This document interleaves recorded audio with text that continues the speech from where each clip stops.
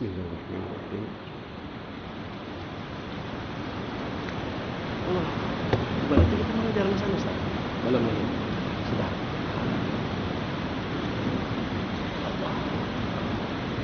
Assalamualaikum warahmatullahi wabarakatuh.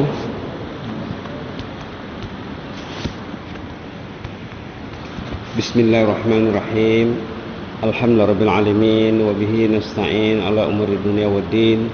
Wassalatu wassalamu ala sayyidina wa habibina wa syafi'ina maulana Muhammad wa ala alihi wa sahbihi wa sallim tasliman katsiran katsira wa man tabi'ahum bi ihsan ila yaumiddin adada khalqihi ta'ala wa ridha nafsihi wa zinata arshihi wa midada kalimatihi kama yuhibbu rabbuna wa yarda. Subhanaka la ilma lana illa ma 'allamtana innaka antal alimul hakim. Rabbana anfa'na ma 'allamtana, rabbi 'allimna alladhi yanfa'una, rabbi faqihna wa faqih ahlana wa ahbabana wa jami'al muslimin wal muslimat bi rahmatika ya arhamar rahimin ya arhamar rahimin. Allahumma inna nas'aluka qalban salima, Allahumma inna nas'aluka qalban salima wa lisanan sadiqa wa nastaghfiruka lima ta'lam wa nas'aluka lima ta'lam wa nasta'izuka lima ta'lam wa nastaghfiruka lima ta'lam ya mujibas sa'ilin. Allahumma inna nas'aluka qalban salima, Allahumma inna nas'aluka qalban salima wa lisanan sadiqa wa nas'aluka min khairi ma ta'lam wa nas'aluka min khairi ma ta'lam wa nasta'izuka min syarri ma ta'lam wa nastaghfiruka lima ta'lam innaka anta 'alamul ghuyub. Allahumma zidna wa la tanqusna, Allahumma zidna wa la tanqusna wa akrimna wa la tuhinna wa a'tina wa la tahrimna wa athirna wa la tu'sir alaina wa adina wa arda'na ya karim. Subhana rabbika rabbil izzati amma yasifun wa salamun alal mursalin walhamdulillahi alamin. Alhamdulillah alamin. Kita bersyukur kepada Allah Subhanahu wa taala dapat melanjutkan semula pertemuan mingguan ya yang sudah terhenti dengan kehendak Allah Subhanahu wa taala selama mungkin 3 ke 4 bulan. Mudah-mudahan membawa hikmat yang besar untuk kita semuanya ya. Tajuk yang dipilih malam ini, sing-sing kalah dengan bajumu. Ini simpulan bahasa, orang Melayu cakap simpulan bahasa, artinya macam peribahasa josolnya. Artinya bergiatlah. Kita sudah diuji dengan COVID-19 ya.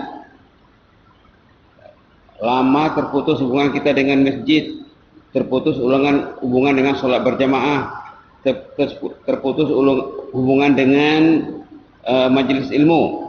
Jadi sekarang kita sudah secara bertahap sudah dibenarkan berkumpul semula di masjid secara berperingkat ya. Jadi sing-sing kalah dengan bajumu, artinya bergiatlah, jangan buang masa. Nanti ada hadis yang mungkin jarang kita dengar yang akan dibincangkan di bawah. Sebelum bincang hadis ini, bincangkan 2 ayat Quran dalam surah Al-Ankabut dan surah Fatir.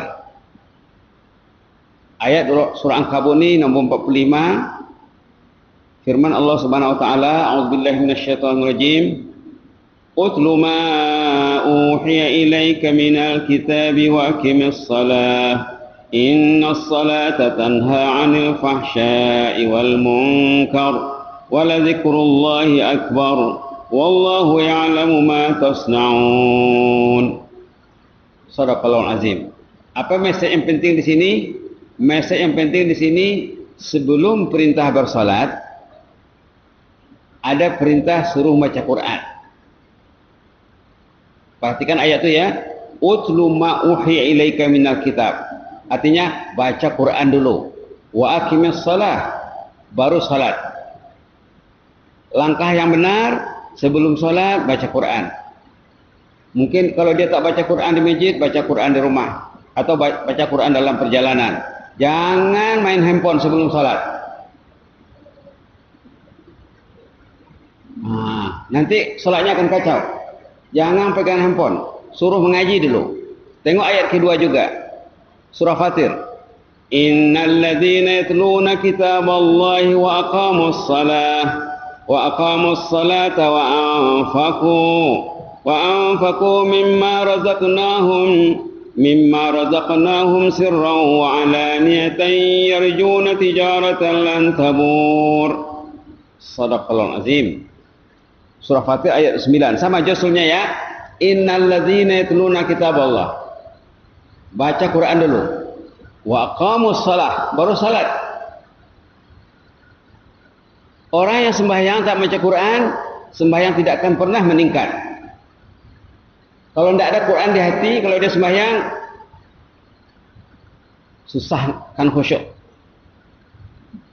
Apalagi bawa handphone, main handphone ya, lagilah hatinya liar. Subhanallah. Perhatikan ya, dua ayat ini, tadi surah Al-Ankabut, yang kedua surah Fatir, menyatakan baca Quran dulu sebelum salat. Kalau tak sempat baca Quran sebelum salat, lepas salat karena baca Quran. Tak sempat baca Quran di masjid, di rumah karena baca Quran. Tapi kalau di masjid tak baca Quran, di rumah main handphone, habis sembahyangnya.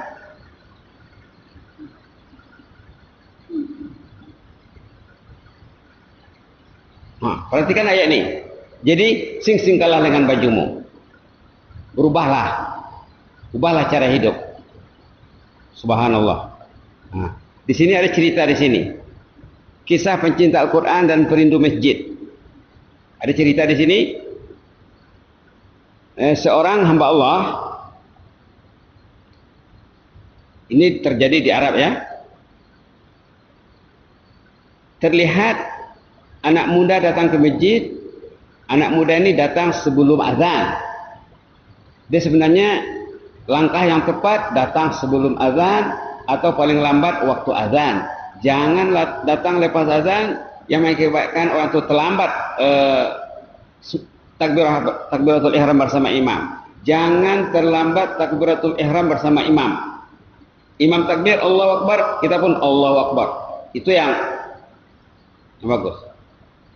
Jadi orang ini andainya dia datang sebelum azan, azan dia sudah ada di masjid. Di sana di masjid sana lepas azan tu kadang tunggu 10 menit, ada yang 15 menit, ada yang 20 menit, ada yang setengah jam. Tapi yang tak tunggu tak ada tu.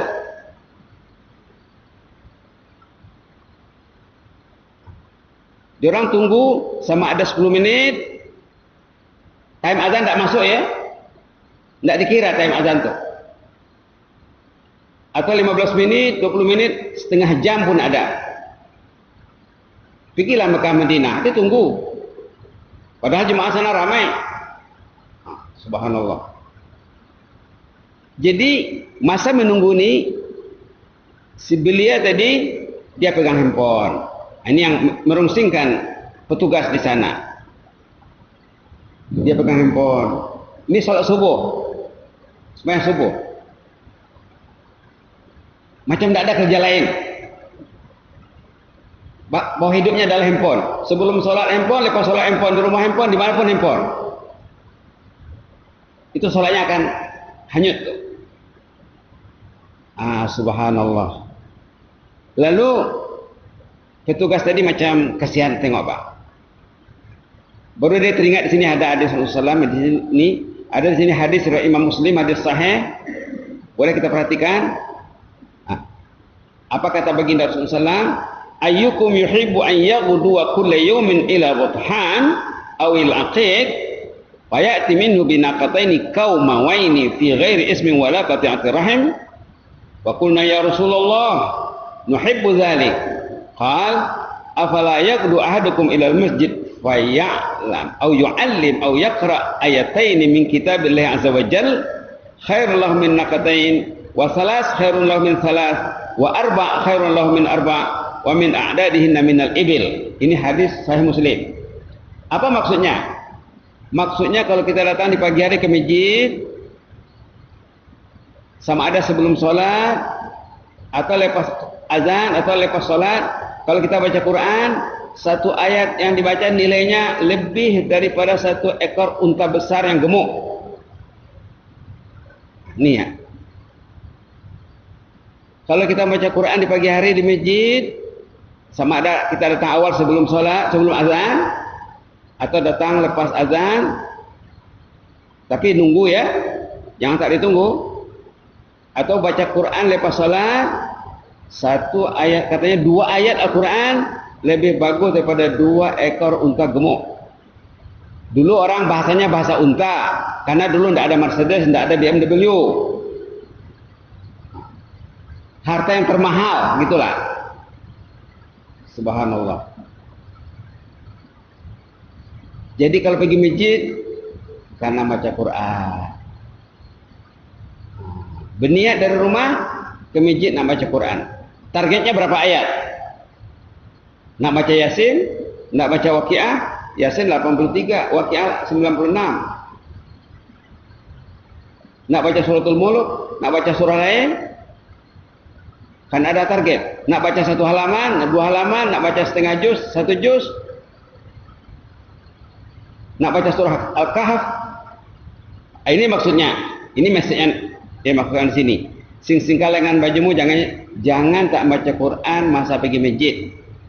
Karena perintah di atas Quran, salat, Quran, salat. Salat terus-terus tak baca Quran, tak akan bernilai salatnya. Karena hatinya belum lagi lain dengan Allah, belum tersambung lagi, Pak. Dia belum baca Quran, belum ada connection. Bila dia Allahu Akbar, error. Tidak ada koneksi. Apalagi pegang musuh Al-Quran. Ini ada kalanya musuh Al-Quran. Karena dalam banyak benda yang bercanggah dengan Al-Quran. Apa ini? Handphone? Bukan. Musuh Al-Quran. Subhanallah. Ini maksud hadis ini. Kita tengok terjemahannya. Siapa dalam kalangan kalian yang mau berangkat setiap pagi hari ke pasar? Ini kita orang pergi ke pasar. Karena apa? Karena di sana di pasar yang ada jual unta. Kata Rasulullah, siapa yang mau berangkat di pagi hari ke pasar, balik dari pasar dia membawa 2 unta gemuk gratis, tidak payah bayar. Subhanallah. Kata sahabat, kami mau ya Rasulullah, kami mau ya Rasulullah, kami mau ya Rasulullah. Kata Rasulullah, kamu sebenarnya tidak payah pergi pasar, pergi masjid saja. Tapi jangan tak baca Quran, kamu baca Quran. Kalau kamu baca 2 ayat, mana ada orang baca 2 ayat ya? Surah yang paling pendek apa? Al-Asr 3 ayat. Al-Ikhlas 4 ayat. Al-Falaq 5 ayat, An-Nas 6 ayat. Kalau dibaca Al-Falaq, Al-Ikhlas qul huwallahu ahad, sama Al-Falaq sama An-Nas 4, 5, 6 tuh. 4 ayat campur 5 campur 6 berarti 15. 4 campur 5 campur 5 campur 6, 15. Takkan tak hafal qul huwallahu ahad. Takkan tak hafal suratul Falaq. Takkan tak hafal An-Nas.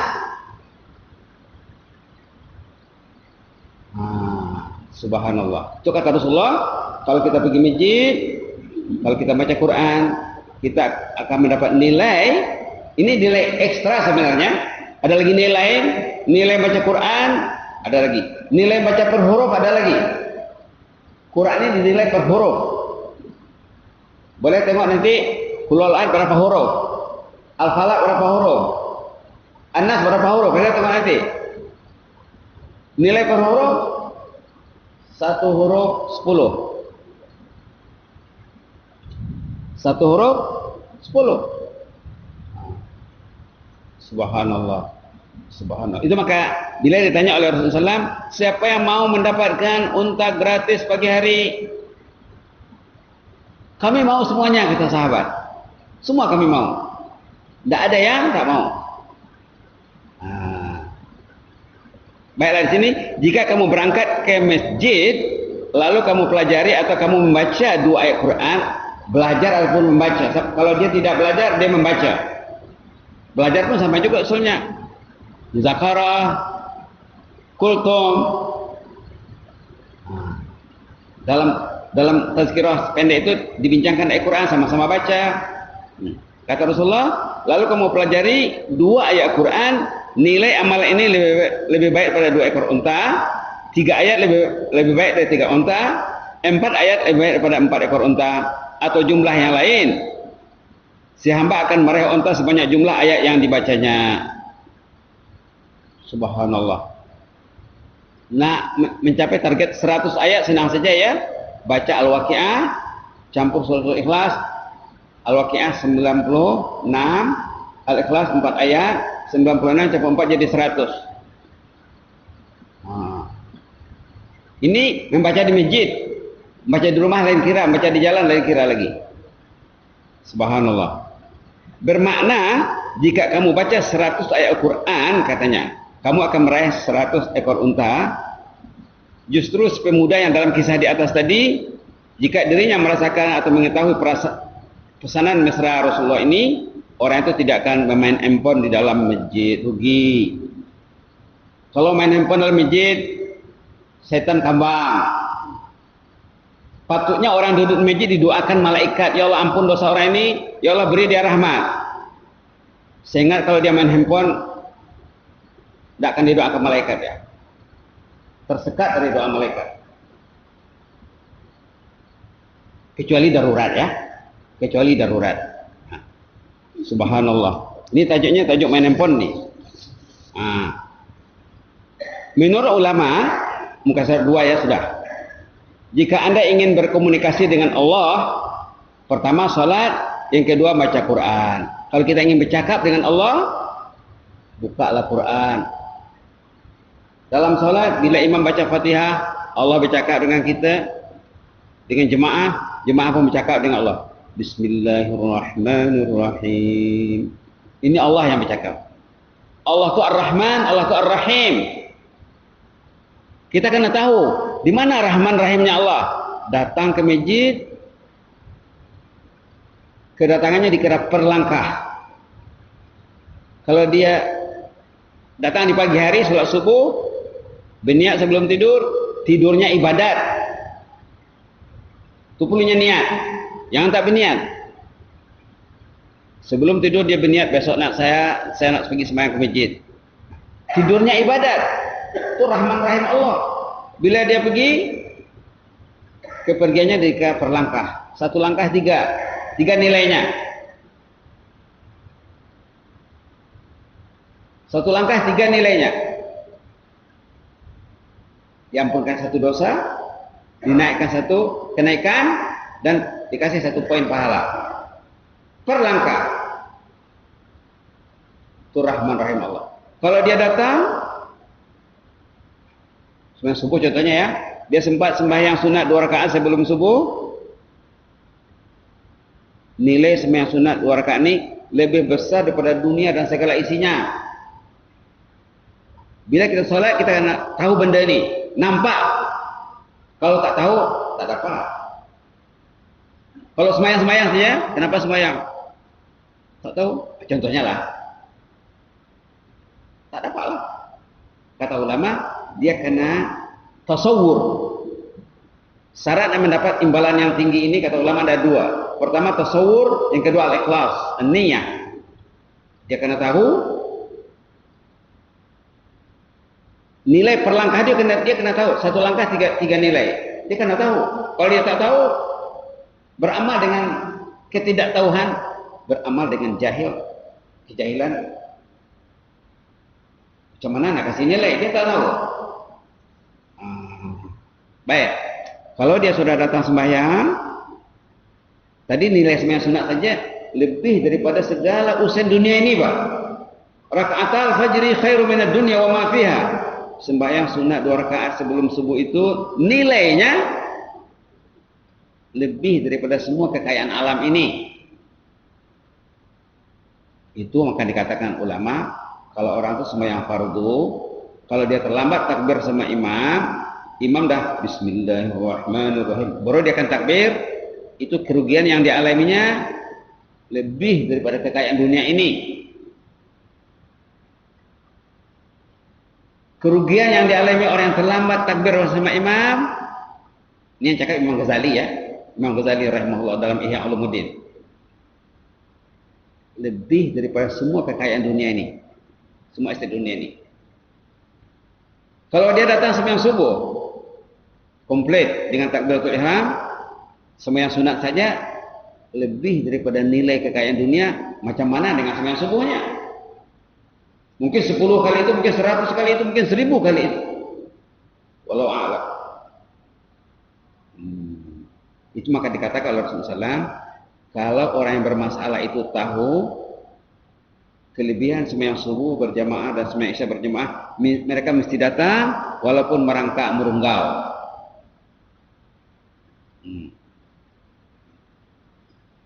Walaupun merangkak ke merunggal. Kalau mereka tahu, kalau mereka coba bayangkan, satu dunia ini nilainya lebih. Subhanallah. Subhanallah. Subhanallah.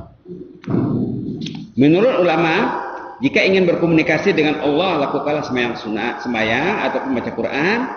Kalau kita salat dan baca Quran, Quran tadi bagus baca dalam salat. Quran tadi yang baca Quran nak membaca berapa ayat? Bagus baca dalam salat. Contohnya salat sunat sebelum subuh, ataupun kalau masa lapang duduk lepas salat, tunggu waktu duha, sembahyang sunat duha, masih sama nilainya. Kalau orang tuh datang ke masjid, ataupun dia balik rumah dulu, lepas subuh dia balik rumah, tak sempat nak tunggu, kemudian datang lagi, sama juga nilainya. Dia baca sebelum salat duha atau dibaca dalam salat, ikutlah mana yang senang. Kalau baca dalam salat lagi bagus. Baca dalam salat lagi bagus. Yang penting katanya, kalau kita ingin berkomunikasi dengan Allah, kita bercakap dengan Allah, Allah bercakap dengan kita, bacalah Quran dalam salat. Orang yang baca Quran dalam salat bermaknanya dia bercakap dengan Allah, Allah bercakap dengan dia. Pilihlah ayat yang kira-kira sudah bertempat di hati, ayat yang menyentuh hati. Itu perlunya belajar ya. Belajar. Ada seorang sahabat zaman dulu, warga emas, nak belajar mengaji dengan Rasulullah. Dia nak start dari awal, kosong Al-Quran. Ya Rasulullah, ajar saya Quran katanya. Mula-mula kata Rasulullah, bisaitah. Coba baca satu surah yang awalnya Alif Lam Ra. Contohnya surah Ibrahim. Alif Lam Ra. Kitabun anzalnahu ilaika litukhrijan nasa minadh dhulumati ilan nuri biizni rabbihim ila siratil azizil hamid. Wah, ndak larat ya Rasulullah. Umur sudah lanjut, lidah sudah keras. Kata Rasulullah, pilihlah surah yang awalnya Hamim. Hamim, tanzilul kitabi minallahil azizil alim. غافر الذنب وقابل التوب شديد العقاب ذي الطول لا إله إلا هو إليه المصير. Surah Ghafir. Tidak larat ya Rasulullah, kata orang ini, panjang sangat. Kalau gitu pilihlah awalnya Sabbaha yusabbihu, contohnya Sabbih isma rabbikal a'la. Tidak larat juga Rasulullah. Saya ingin surah yang pendek, mantap, padat isinya. Bisa kata Rasulullah, Zalzalah saja, 8 ayat pendek. Iza zulzilatil ardu zilzalaha wa akhrajatil ardu asqalaha, sampai kepada wa man ya'mal misqala dzarratin khairan yara wa man ya'mal misqala dzarratin syarran yara. 8 ayat pendek. Katanya, kata orang tua nih, warga emas nih, ini oke. Kita kena belajar 8 ayat pendek yang sahabat Nabi belajar dengan Rasulullah SAW, tidak sempat baca yang lain. Fokus itu saja. Kemudian dia cakap, ya Rasulullah, saya akan baca ini saja, yang lain tak ada masa lagi. Kata Rasul, itu pun dah cukup.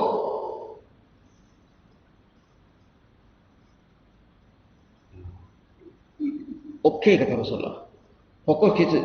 Kalau orang itu paham, zalzalah selama hidupnya. Kata Imam Syafi'i, kalau orang itu fokus kepada suratul Asr, dia belajar sampai paham, mantap, cukuplah.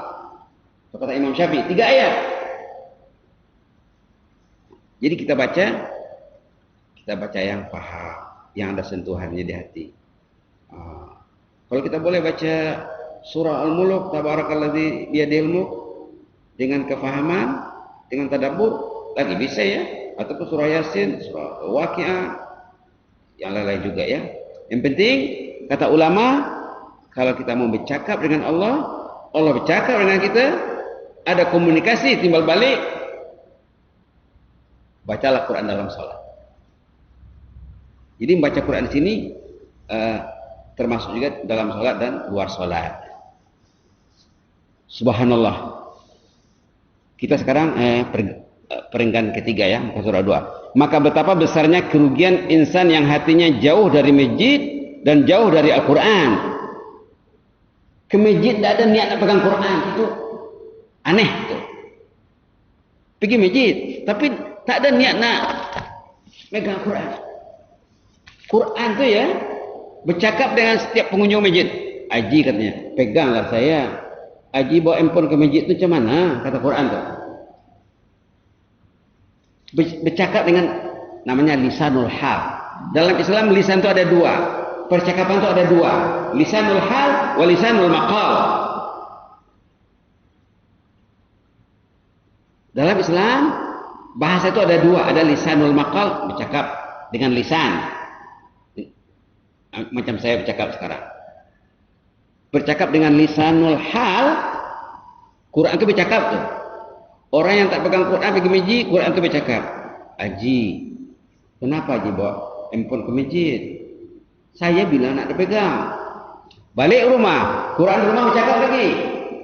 Haji tadi di masjid tak pegang saya, di rumah pun tak pegang.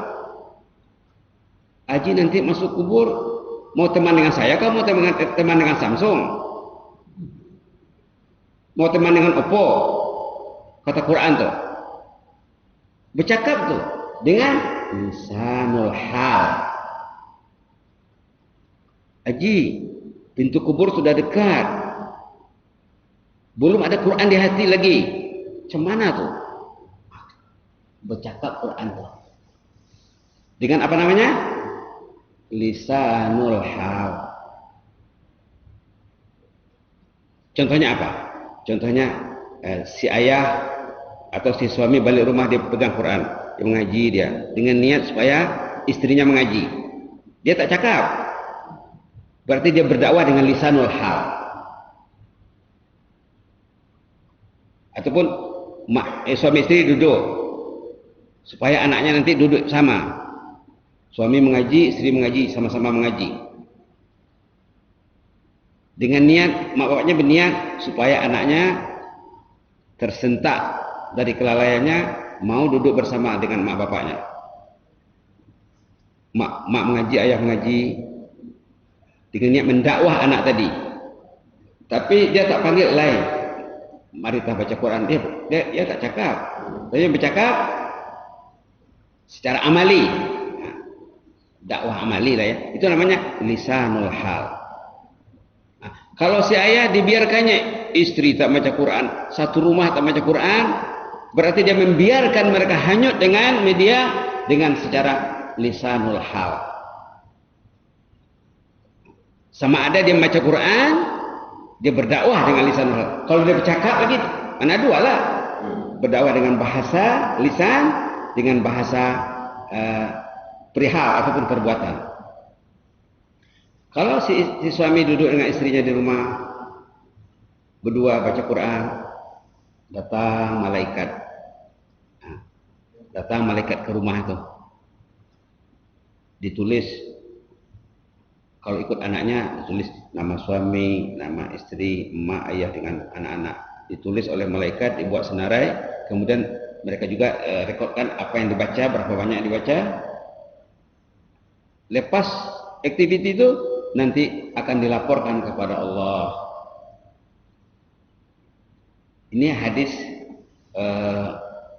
hadis orang berhimpun untuk berzikrullah, apalagi baca Quran ya. Hadis ini panjang. Dalam penghujung hadis itu Allah menyatakan kepada malaikat yang masuk ke rumah orang tadi, kata Allah apa? Firman Allah apa? Kamulah saksiku, dosa mereka sudah ampun. Duduk di rumah, baca Yasin, baca Suratul Mulk, baca Waqiah. Hanyut dosa. Hanyut dosa, bersih. Tapi lepas itu jangan dilihat pula dengan ini. Sudah bersih tadi, jangan dikotori dengan media pengotor. Jagalah. Subhanallah. Subhanallah. Subhanallah. Maka betapa besarnya kerugian insan yang hatinya jauh dari masjid dan jauh dari Al-Quran. Banyak kerugian yang hilang ya. Malah anak cucu dan ahli keluarga juga tidak tergolong pencinta dan perindu masjid, penggemar Al-Quran. Kalau begitulah, janganlah ya. Kita kena ubah. Sing-sing kalah dengan bajumu. Ketergantungan hati dengan berbagai media kerugian dan media kelalaian adalah faktor utama hati jauh dari Baitullah, jauh dari Kitabullah. Kenapa Kitabullah tak pernah pegang? Karena hatinya terlalu tergantung dengan media yang melalaikan, yang merugikan. La ilaha illallah, la ilaha illallah. Tak kenal maka tak sayang. Ini orang Melayu cakap ya. Kenapa tak sayang Quran? Tak kenal, tak tahu. Padahal kalau dia duduk dengan istrinya di rumah, apalagi diajak anak sama-sama baca Quran, datang malaikat. Setiap kali dibuat majelis bersama keluarga, datang malaikat. Malaikat akan melapor kepada Allah. Sebenarnya Allah lebih tahu sebenarnya. Kemudian Allah akan mengikhtiarkan, kamulah saksiku, dosa keluarga sudah ampun. Begitulah ya. Sesal dahulu pendapatan, sesal kemudian tak berguna. Sebelum nasi menjadi bubur, sing-sing kalah dengan baju anda. Al-Quran Allah memperingatkan dalam suratul Fajar, yauma yatadzakkarul insan, yauma idzin yatadzakkarul insan wa anna lahu dzikra, yaqulu ya laitani qaddamtu li hayati. Ini penyesalan orang di penyesalan orang kemudian karena tak baca Quran, penyesalan karena tak pergi masjid. Nih, pada hari pembalasan kelak manusia akan teringat, tapi nasi sudah jadi bubur, dah terlambat ya. Manusia meratapi dirinya. Alangkah baiknya jika dunia dahulu aku berusaha untuk persiapan pada hari ini. Persiapannya mencintai rumah Allah, mencintai kitabullah, mencintai sholat berjamaah, mencintai majelis ilmu. Sama juga majelis ilmu. Di mana ada majelis ilmu, malaikat berkerumun di situ. Sama juga ya, majelis zikir, majelis ilmu, majelis Al-Quran, tadarus Al-Quran, sama juga. Subhanallah, subhanallah. Di awal, di pertengahan bulan Jun yang lepas ini, ada jemaah sholat di Masjid Bandar, Masjid Umar Ali Saifuddin. Jemaah ini sempat membaca 300 ayat Quran sebelum subuh dan lepas azan dan lepas sholat di kumpul-kumpulnya, jumlah bacanya 300 ayat. Maknanya dia meraih 300 ekor unta. Subhanallah, subhanallah. Penutup sekali kita renungkan ini hadis riwayat Imam Bukhari Muslim ya, hadis muttafaq alaih. Ini hadis yang paling kuat, hadis yang diriwayatkan Bukhari Muslim. Tengok di sini apa dicakap. Mengikut Abu Hurairah, Rasulullah pernah bersabda, salat yang paling berat bagi si munafik adalah salat fardhu isya dan fajar. Dalam hadis itu dikatakan munafik. Mungkin munafik ini orang kalau kurang paham artinya apa? Muslim yang bermasalah. Itulah. Salat yang paling berat dilakukan oleh Islam Muslim yang bermasalah, salat isya dengan subuh. Kenapa begitu? Karena zaman dulu tidak ada lampu, tidak ada elektrik, nak pergi masjid gelap. Bila masuk waktu isya dah gelap. Jadi susah mereka nak ke masjid. Subuh apa lagi? Nah, katanya di sini apa? Hadis riwayat Imam Bukhari Muslim ya. Salat yang paling berat bagi si munafik salat fardhu isya dan fajar subuh. Sekiranya mereka menyadari fadilat salat yang dua ini, pasti mereka datang walaupun merunggau merangkak. Nah, tanyalah diri, susah kan datang sembahyang subuh? Dulu alasannya apa? Karena gelap. Sekarang terang, hampir sama siang dengan malam. Jalannya mulus, kendaraan sesuka hati memilihnya. Masjid sesuka hati memilihnya. Masjid sini, masjid Serusuk pun tidak jauh ya. Dari Serusuk ke Selehin pun tidak jauh. 2-3 kilometer saja. Antara Masjid Umar, Ali, Masjid Bandar dengan Masjid Jamek pun tidak sampai 3 kilometer, 3 kilometer lah. 2 kilometer, 3 kilometer ada masjid.